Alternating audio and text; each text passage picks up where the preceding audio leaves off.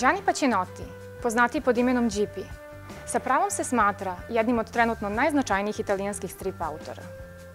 Njegov prvi strip, dugog formata pod nazivom Beleške za jednu ratnu priču, odnedavno je dostupan i na srpskom jeziku u izdanju novosadske izdavačke kuće Comico.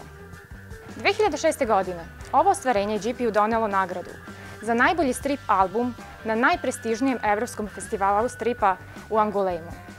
A trebalo bi napomenuti da su prethodni laureati ove nagrade bili sada već kultni autori poput Manare, Prata, Arta Spiegelmana i Jose Munjoza. Njegov sveden, gotovo kroki crtež i dosledan i jasan likovni izraz odmah su pronašli poštovaoce među poznavaocima devete umetnosti. Širu publiku, međutim, Gipi je pridobio prvenstveno zbog izuzetnog pripovedačkog talenta. U jednom od svojih intervjua autor je naglasio da on ne crta strip junake, već da priča priče. Ipak, Beleška za jednu ratnu priču nije priča o ratu, barem ne u onom klasičnom smislu. Čitav narativna struktura stripa vrti se oko jednostavnog pitanja. Koliko blizu moraju da padaju bombe da bi ti rekle da je neki rat tvoj? Zato Gipi ne pripoveda o nekom određenom ratu. Njegov rat je hipotetički, ali ne manje aktuelan. To je rat koji se tiče svih, a za koje niko ne želi da preuzme odgovornost. Jedini koji u njega veruju su pripadnici paravojnih formacija, spremni da priskoče u pomoć svuda gde je patriotizam u krizi.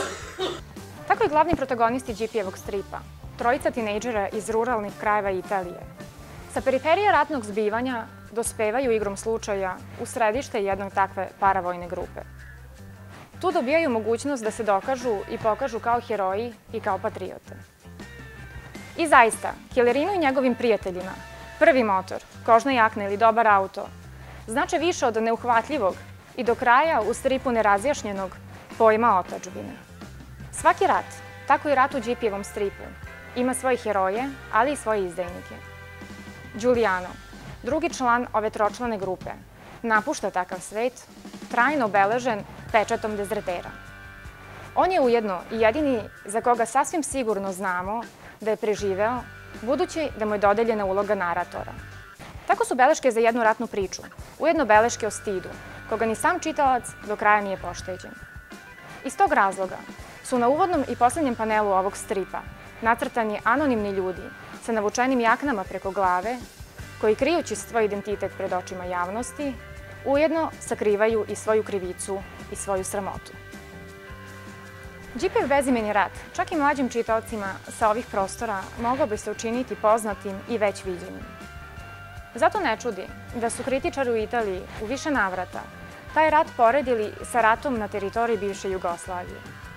Sa druge strane, upravo čitaocima sa teritorije Balkana, beleške za jednu ratnu priču ostavljaju dovoljno prostora da se svi zapitamo koliko zaista znamo o ratovima koji smo i danas svedoci i da li je isto tako izgledao naš, a ne neki drugi rat.